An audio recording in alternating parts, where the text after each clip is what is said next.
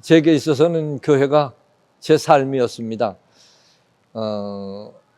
어렸을 때는 그렇게 몰랐지만은 좀 장성하고 나서부터는 교회를 떠나서는 다른 것을 생각하지 않을 정도로 교회가 삶이었지 않나 생각합니다. 그래서 우리 성도들에게는 교회는 곧 삶이어야 되지 않을까 그런 생각도 해보고요. 교회는 만민이 기도하는 집이라고 그랬는데 아직도 만민이 혜택을 누릴 수 있는 장소가 되었으면 좋겠다 생각합니다.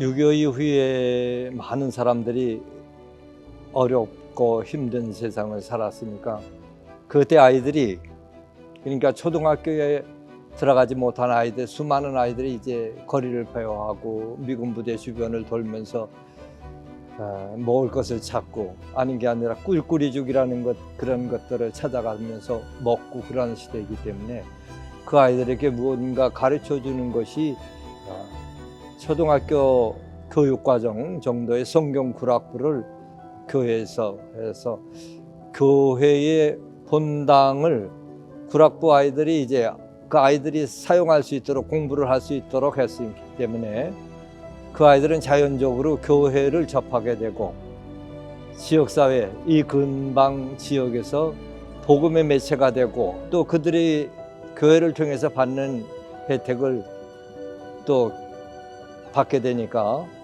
지역사회에 큰 영향을 주지 않았나 그렇게 생각을 해요.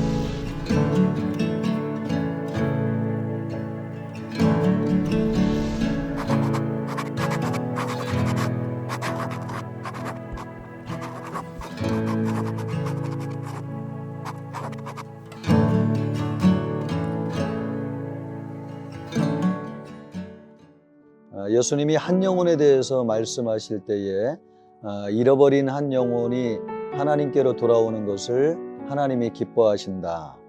그 말씀을 하시면서 믿지 않는 영혼이 예수님을 믿고 구원받을 때 한 영혼이 돌아오는 것을 하나님이 기뻐하신다고 말씀하셨습니다. 또 제자훈련을 하셨던 목사님이 오카는 목사님인데, 오카는 목사님이 이 한 영혼에 대한 중요성을 강조하셨습니다. 작은 자가 1000명을 이루고 또 약한 자가 강국을 이룬다고 하는 이사야 60장 22절 말씀을 통해 가지고 한 사람을 신앙적으로 바로 세우고 예수님의 제자로 세울 때 얼마나 강력한 교회가 될 것인가 하는 것을 말씀하시면서 한 영혼에 대한 말씀을 하셨어요. 그런데 오늘 우리가 이 한 영혼에 대한 말씀을 할 때에 소외된 한 사람에게 관심을 가져야 된다, 이런 쪽으로 한 영혼에 대한 말씀을 많이 사용하고 있는 것을 보게 됩니다. 그것도 또 필요하다고 생각이 되지만은 더 본질적으로는 한 사람을 예수 믿게 하고 그 사람으로 하여금 예수님의 참된 제자가 되게 하여서 변화시킬 때 한 영혼이 얼마나 강력한 능력을 나타내는가, 그런 면에서 한 영혼을 말씀으로 세우고 제자화시키는 것에 관심을 가져야 된다고 생각이 됩니다.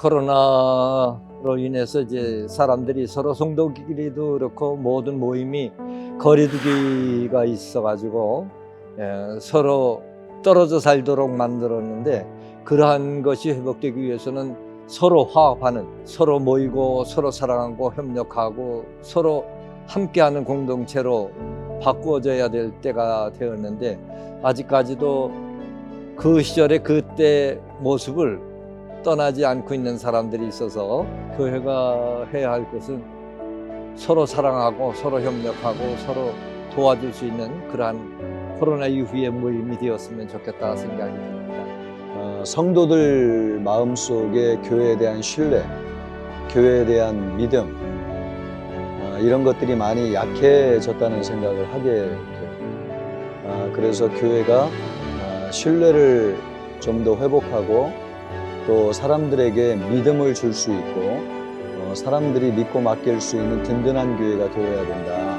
그런 영적인 리더십을 회복하는 것이 필요하지 않나 하는 생각을 하게 됩니다.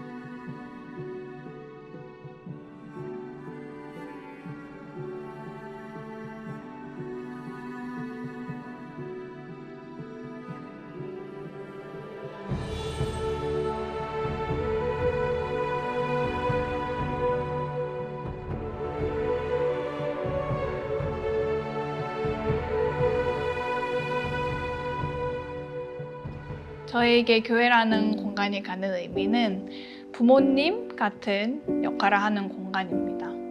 때로는 저에게 사랑으로 따뜻하게 감싸주는 또 공간이기도 하지만, 저를 이게 말씀으로 훈육하는 또 채찍과 같은 공간으로 저에게 교회가 의미되고 있습니다. 청춘교회에서 제가 청년 시절에 그때 담임 목사님이 박양보 목사님이었는데, 박양보 목사님이 8.15 기념주일을 맞아서 피는 부른다라는 설교 제목으로 이제 말씀을 전하시는데, 예수님께서 우리를 구원하시고 그 이후에는 우리들이 구원받은 사람으로서 우리의 젊은 피가 나라의 부름에 헌신해야 된다, 그러한 저기에 이제 설교 취지의 말씀을 박양보 목사님이 설교하실 때 그때의 감동이 정말 나라를 위해서 내가 이제 구원받은 사람으로서 하나님 앞에 구원받았지만 나는 나라의 부름에 헌신해야 된다고 하는 그러한 얘기를 갖게 했던 그러한 설교가 아니었나. 그때 그것을 아직도 잊지 않았던 것 같아요. 가장 기억에 남는 순간이 저희 아이가 처음으로 헌금위원회 했을 때 가장 기억이 많이 남고요. 저희 아이가 낯을 많이 가리는데 처음으로 이제 입어보는 헌금 가운과 그다음에 헌금함을 들고 전도사님 앞에 가서 같이 기도하는 모습이 가장 기억이 많이 남습니다.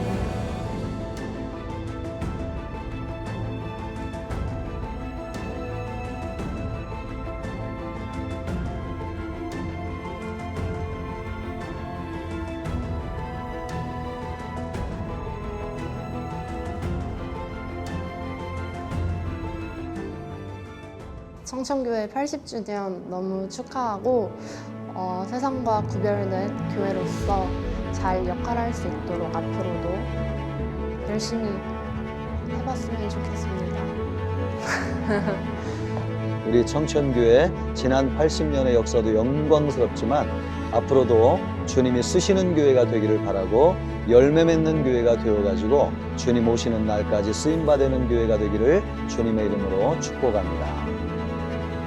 이렇게 전통과 역사가 깊은 교회에 다닐 수 있게 되어서 영광이고요. 청천교회와 함께 저희도 더 크게 성장해 나갈 수 있다면 좋겠습니다.